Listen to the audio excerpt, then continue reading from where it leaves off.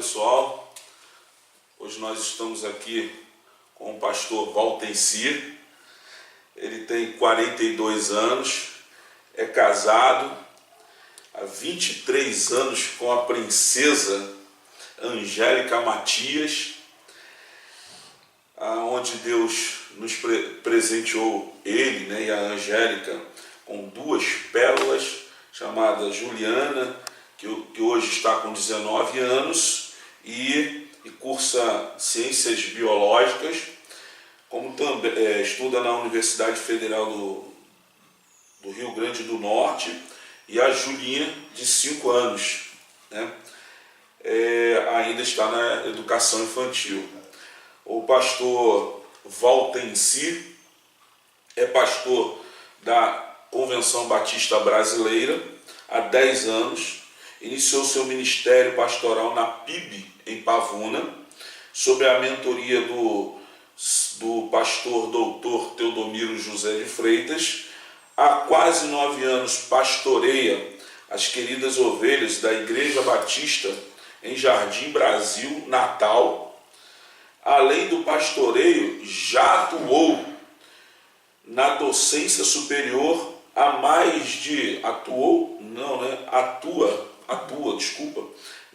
15 anos, na docência superior. Iniciou muito cedo seus estudos, é graduado em teologia, em filosofia, tem 2 especializações em teologia e é mestre em ciências da religião. Já lecionou em várias instituições, é professor hoje do Seminário Teológico Pontifical, na Faculdade de Administração, Ciências e Letras em Curitiba, que tem polo em Natal. Deus tem dado o privilégio a ele de escrever, logo nós estaremos falando sobre isso.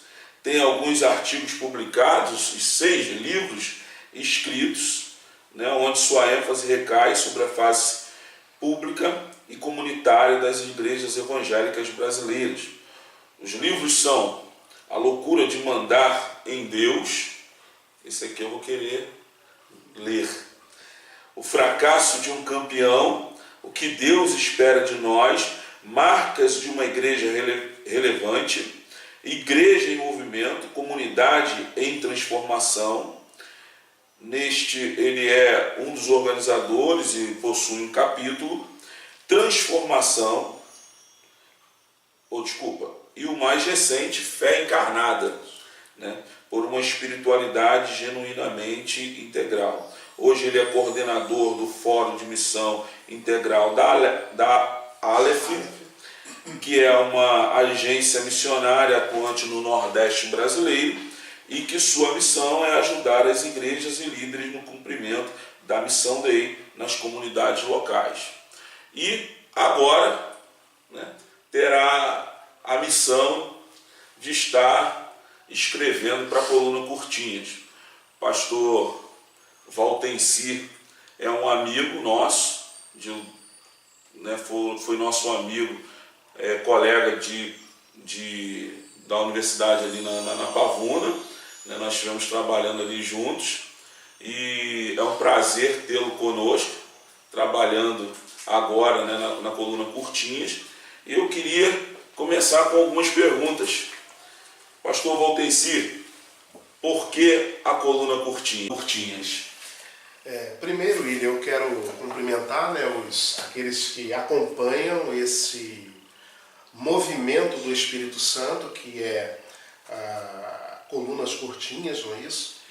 E que eu tenho o privilégio de poder, de alguma maneira, estar acompanhando, mesmo estando lá em Natal. Eu posso acompanhar as postagens no Facebook, algumas coisas que vocês têm trabalhado. E tenho percebido, quando você me pergunta assim, por que a coluna Curtinhas? Eu tenho percebido que, na verdade, a Coluna Curtinhas ela tem se tornado uma ferramenta, um instrumento do Espírito Santo para capacitação de líderes, de pastores e de igrejas no nosso Brasil. E por isso eu acredito que ela se torne e se torna cada dia mais relevante do cenário evangélico que nós vivemos no Brasil hoje. Legal. Como é entrar na coluna Curtinhas quando se já tem amigos escrevendo já um longo tempo já, né? Alguns, como o pastor Adriano, está desde o início, né? Trabalhando, labutando junto comigo. Assim, é uma felicidade muito grande porque são pessoas queridas, caríssimas para mim, né? Pastor Adriano, pastor Charles,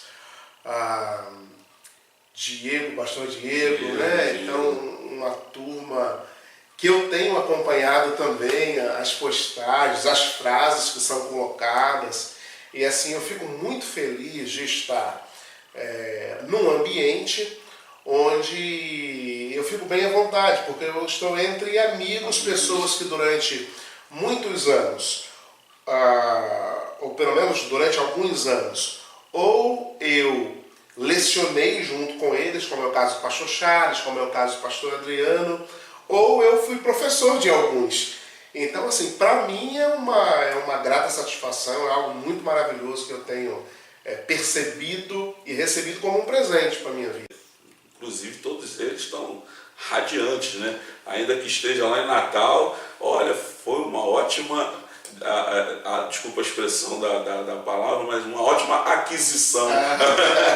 Brincaram, né? Brincaram. Como foi para o senhor aceitar o convite para escrever para a coluna Curtinhas? Assim, foi para mim uma honra. Na verdade, eu tenho prazer em escrever. Para mim é uma coisa muito maravilhosa a escrita, né? Eu tenho dedicado uma parte do meu tempo, do meu ministério, a escrever. Então, assim, escrever com a proposta da coluna Curtinhas, que é a de capacitação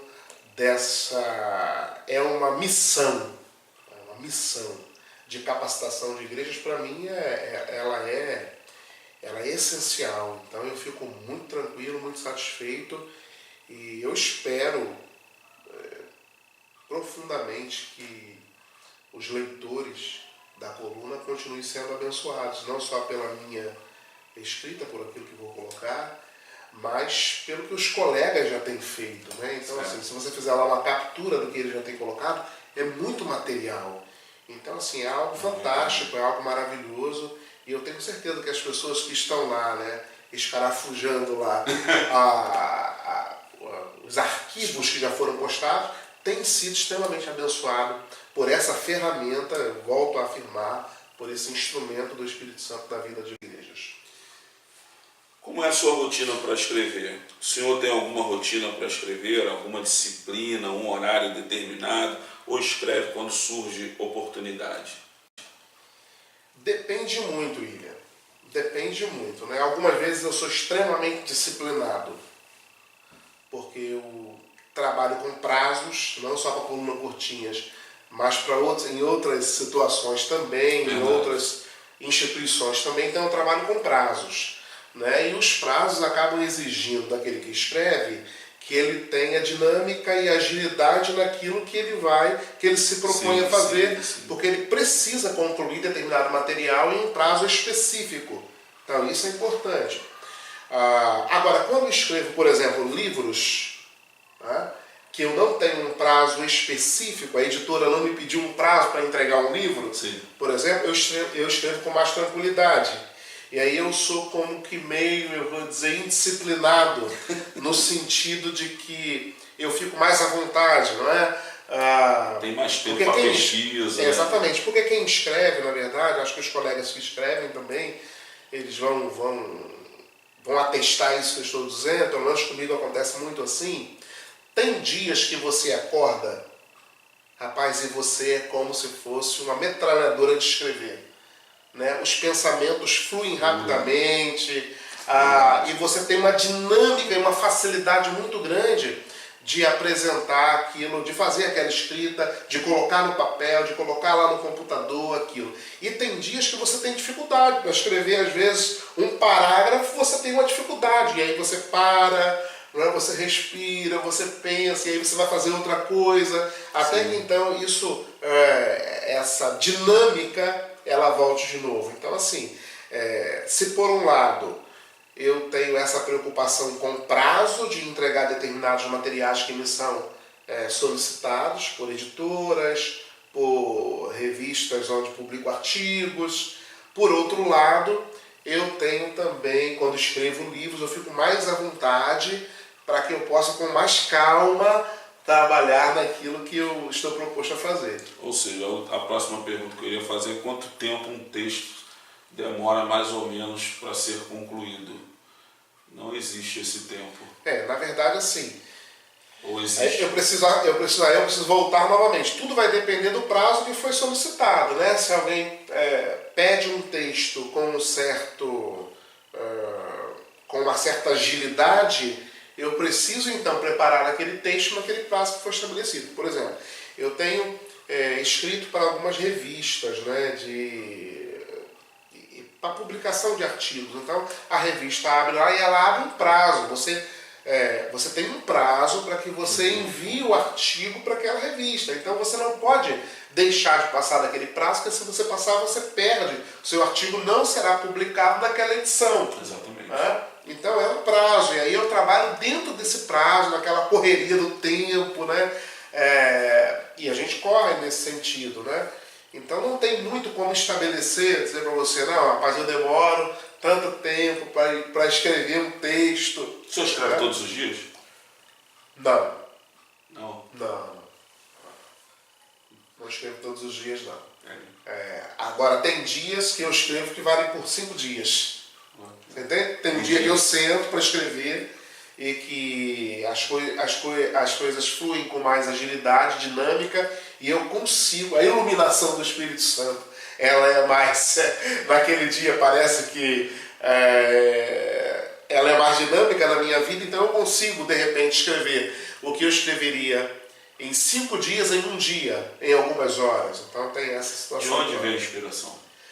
Rapaz, eu diria que essa iluminação, na verdade, ela vem do Espírito Santo, né? Não tem como não. Eu até brinco, às vezes, eu falo com a minha esposa assim, às vezes quando eu acabo de escrever um livro, a obra está completa, um artigo, eu digo para ela assim, ai meu Deus, eu tenho que orar, porque eu tenho que agradecer a Deus, ser grato a Deus pelo que Ele tem feito. Por quê? Hoje nós temos uma doença terrível, que é o mal de Alzheimer. Sim. Em que as pessoas da noite para o dia, ou pelo menos rapidamente, quando eu digo da noite para o dia, é porque é muito rapidamente, elas se esquecem de quase tudo. E aí você vê muitas pessoas, então é graça, é obra do Espírito Santo, eu sou convicto disso, eu sei que sem Ele eu não escreveria uma palavra, quanto mais uma frase, quanto mais um livro, não é isso? Então assim... Pastor, como o senhor pretende conciliar suas tarefas agora, à distância? Como o senhor pretende conciliar e incluir a coluna Curtinhas em meio ao pastorado, às aulas, os livros? Como é que vai ser esse negócio aí? Porque agora... Na verdade, assim, William, a questão da coluna Curtinhas, de alguma forma, ela já está incluída no sentido de que eu estou constantemente acompanhando você na coluna, né? Essa é uma questão. A outra... Leitor assíduo. A outra é que é muito interessante porque, assim, eu não vejo primeiro como um esforço. Eu vou me esforçar. Não, eu vejo como uma bênção, como uma oportunidade, como uma porta, mais uma porta que se abre para o anúncio do Evangelho e para a capacitação de líderes de igreja. Então essa é a minha missão também, dada por Deus, essa é a função que Deus estabelece na minha vida. Então eu vejo como algo muito tranquilo. Com essa conciliação, uma vez que a gente vive, nós vivemos o tempo todo, os pastores, líderes, professores de teologia, vivem o tempo todo pensando no que produzir. Entendi, verdade. E às vezes você produz coisas, textos interessantes, às vezes que eu já vi de alguns colegas, e que me dão um texto para ler, e eu penso, rapaz, seria uma boa publicação. mas não é publicado. Se não é publicado, é um material que é perdido, ou pelo menos que pouca gente tem acesso. Então, assim, eu acho que é bem tranquilo essa questão da conciliação do pastorado, do texto que eu vou escrever, né? Porque, assim, eu não vejo incompatibilidade, pelo contrário, eu vejo um prolongamento daquilo que eu já me proponho a fazer, daquilo que Deus colocou na minha vida para fazer, entendeu? Entendi. A Coluna Cortinas está trabalhando com séries neste momento. Ela está tentando explorar o máximo de seus escritores, já que todos são professores. O que o senhor acha disso? Rapaz, é excelente, porque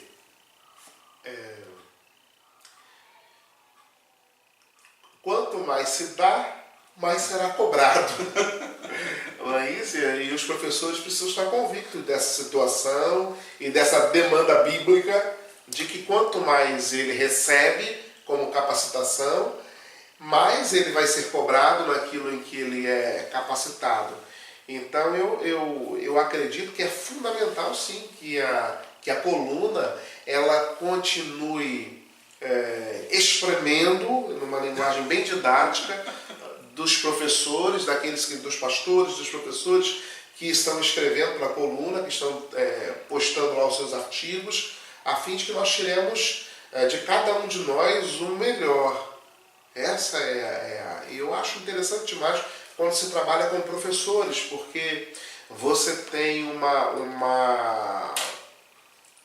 algo muito prático, muito dinâmico, apesar de teoria. Na grande maioria das vezes, os professores, pelo que eu tenho entendido da Coluna Cortina, eu tenho observado, a maioria dos professores ou estão pastoreando uma igreja local, é alguém que vive aquilo que na teoria está falando na prática, ou é alguém que atua em ministérios da igreja local. Exatamente. Então, isso é importante demais para que os leitores que estão lá do outro lado saibam que eles não estão simplesmente com um texto frio de um teórico da teologia ou de um teórico de igreja. Não, eles estão com um texto de alguém que é assíduo, de alguém que milita, de alguém que trabalha no meio do rebanho. Então, eu acho que isso é fundamental. Então, os professores, eu não tenho dúvidas, são as pessoas mais indicadas e preparadas por Deus para esse momento e para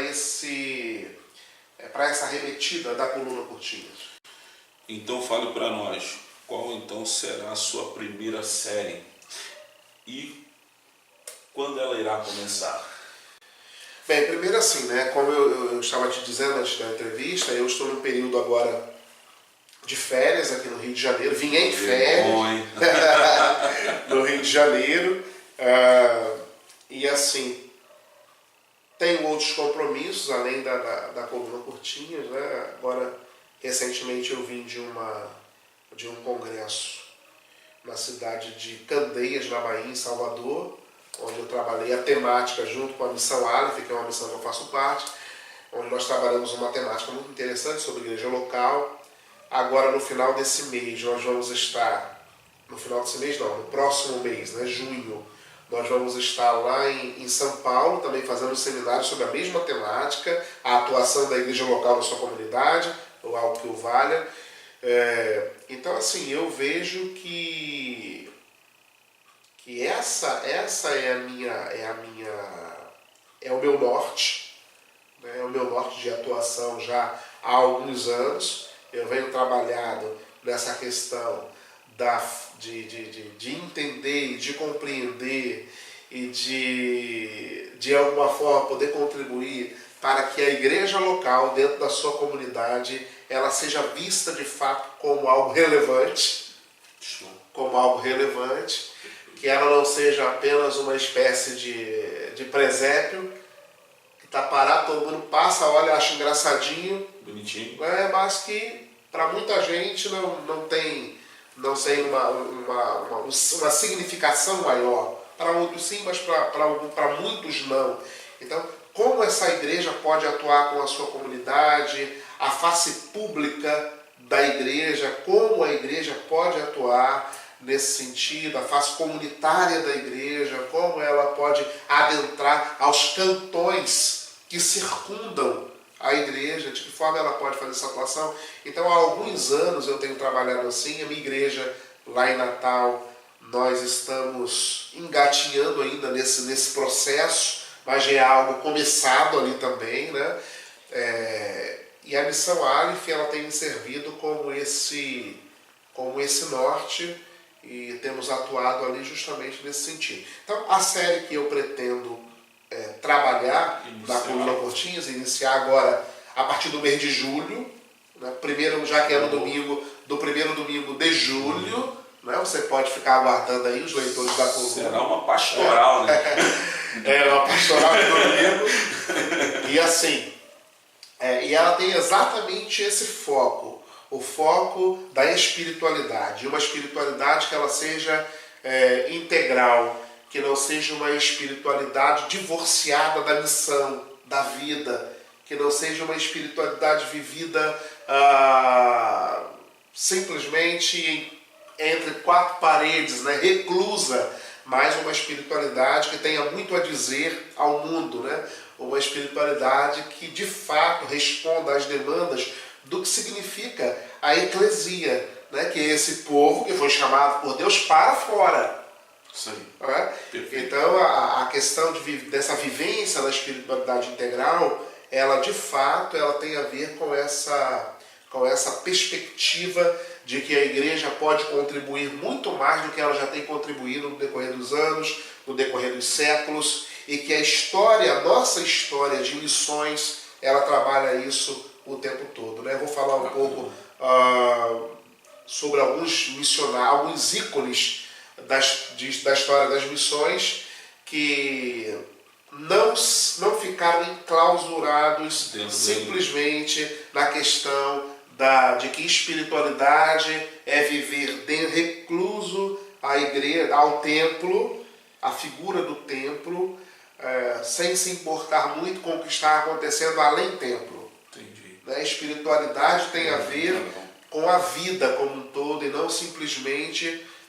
eu não sou uma pessoa espiritual, a gente não pode usar a dicotomia, né? Espiritual e profano.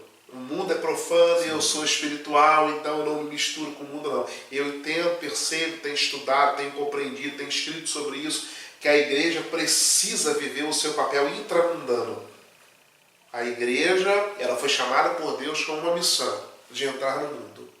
E é nesse sentido que eu quero trabalhar a nossa série, que vai trabalhar a questão da espiritualidade integral. Parece só uma coisa que a Coluna Cortinhas ela tá bem inserida, né?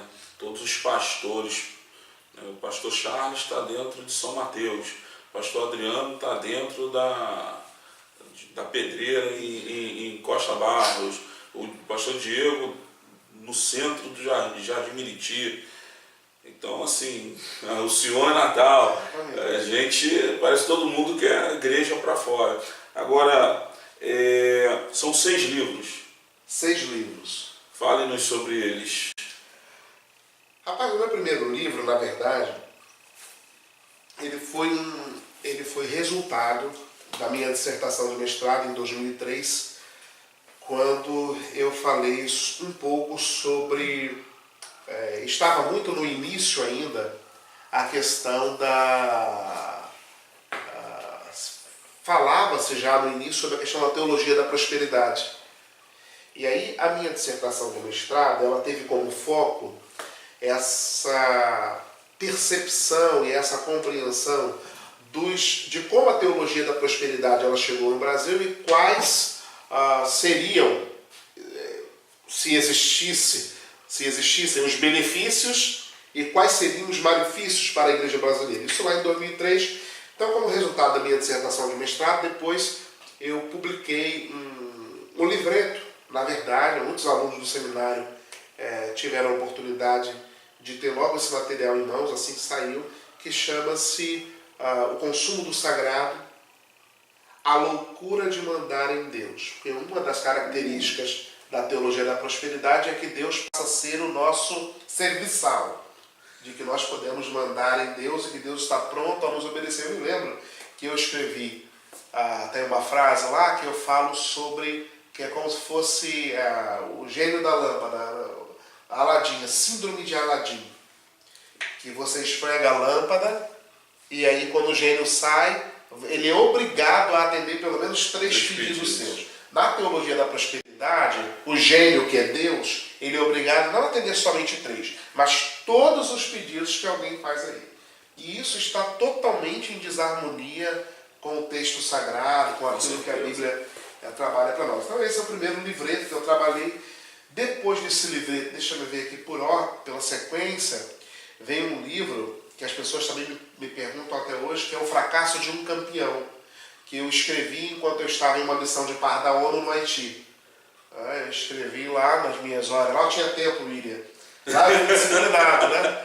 Lá eu tinha mais tempo para escrever, e aí foi muito interessante. Na verdade, ele faz um apanhado de como foi esse embate entre Golias, né, e Davi.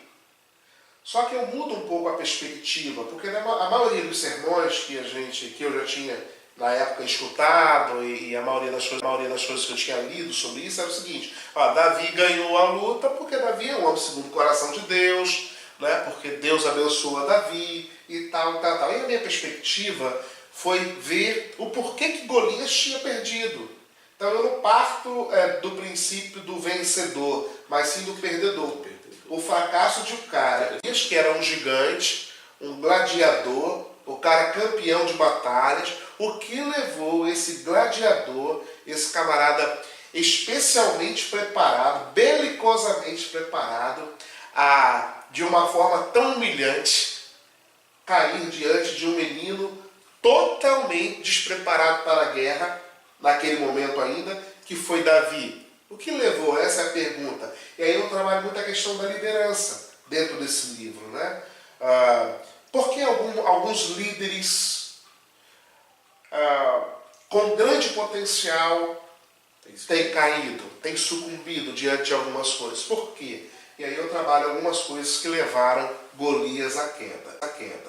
Certo? Esse é o livro que fala sobre o tema dele, é o fracasso de um campeão. Muito interessante para líderes de igreja. O outro livro depois desse foi é o livro que Deus espera de nós. Ele também é praticamente uma pergunta.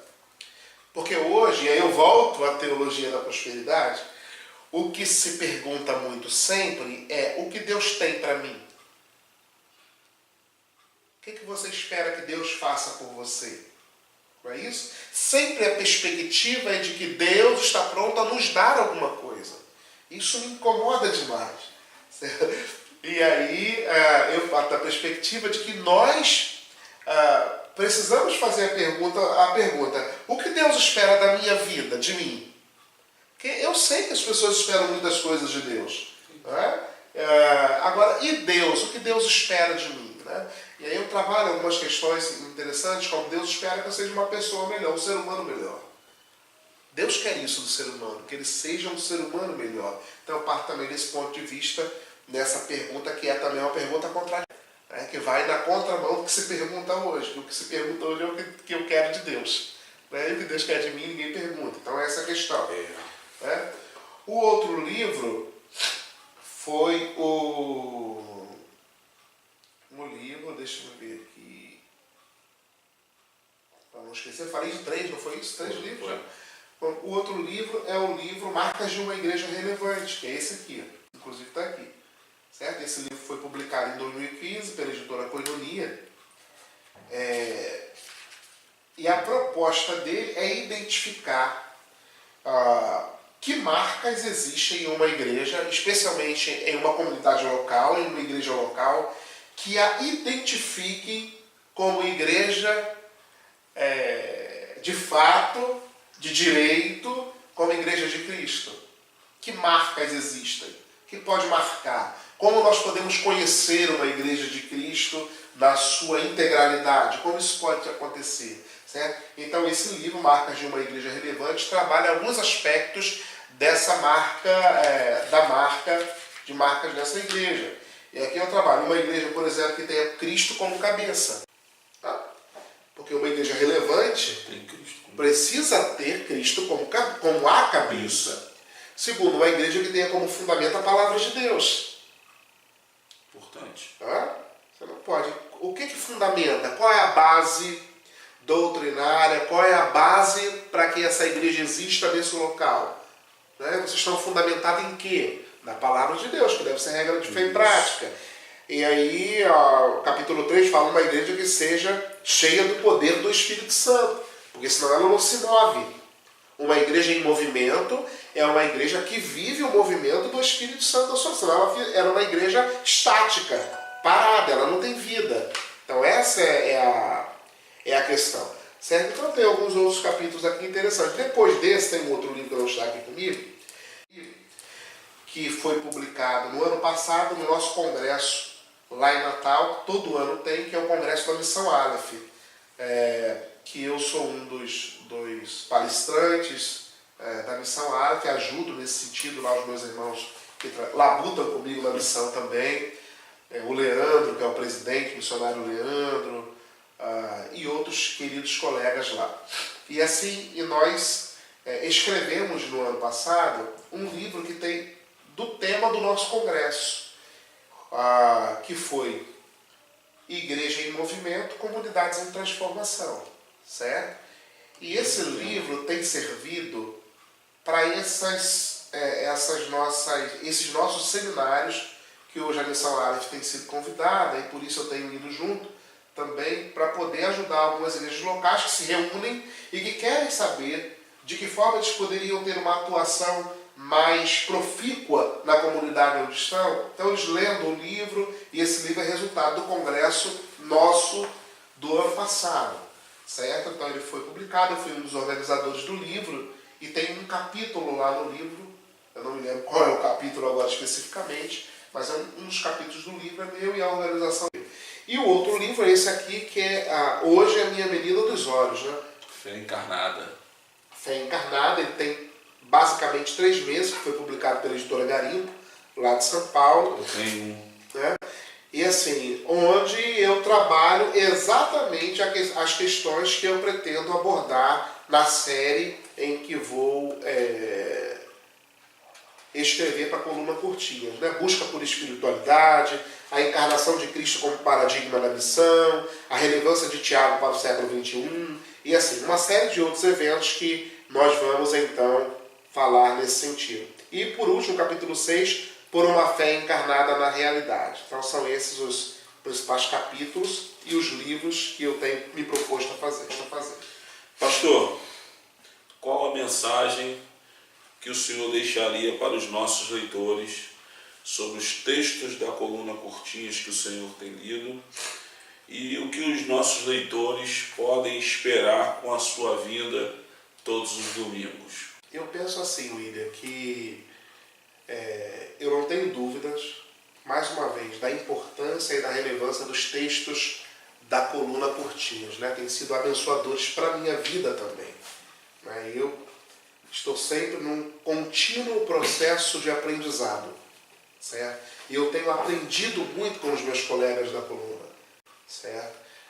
E a mensagem que eu quero deixar para os leitores nossos é que vocês continuem lendo, extraindo o melhor, continuem dando as suas opiniões, as suas contribuições e, sobretudo, sejam pessoas a cada dia mais ensináveis.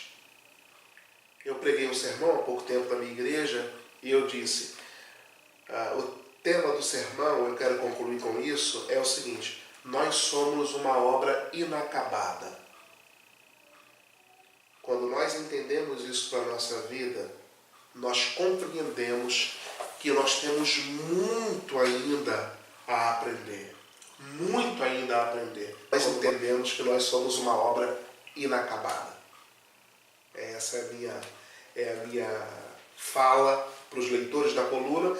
E eu penso assim, que vocês podem esperar daquilo que eu vou escrever o que sempre fiz. Né? Muita seriedade, muita tranquilidade, muita teoria, mas muita prática, né? E, sobretudo, né? Que vocês se sintam encorajados. Essa é a minha missão e o meu objetivo maior, que vocês se sintam encorajados pelo Espírito Santo a colocarem em prática tudo aquilo que vocês vão ler, não só nos meus artigos, mas também nos artigos dos colegas que vão estar contribuindo, que já estão contribuindo e certamente outros que virão, tá bom? Então, assim, é esse encorajamento do Espírito Santo na vida de vocês. Obrigado. Que Deus te abençoe. Seja bem-vindo. E é isso. Obrigado, muito obrigado mesmo. Obrigado por ter aceitado o convite e que a sua vinda possa abençoar muitas outras vidas. É o que a gente espera. É o meu desejo. Amém. Deus abençoe você que assistiu, né, essa entrevista com o pastor Valtenci. Outros vídeos já estão sendo produzidos e você que ainda não assinou o nosso canal, vai lá no YouTube, ou você pode ver também os nossos vídeos no site da Coluna Curtinhas, www.colunacurtinhas.com. Amém? Que Deus te abençoe. Até a próxima. O nome do Senhor. Pensamento em Deus agora, em Deus. Doce presença. Você pode dizer isso? Presença.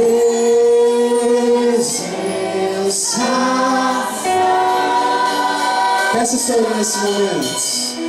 Vem sobre isso. Enchendo. Nós estamos aqui para te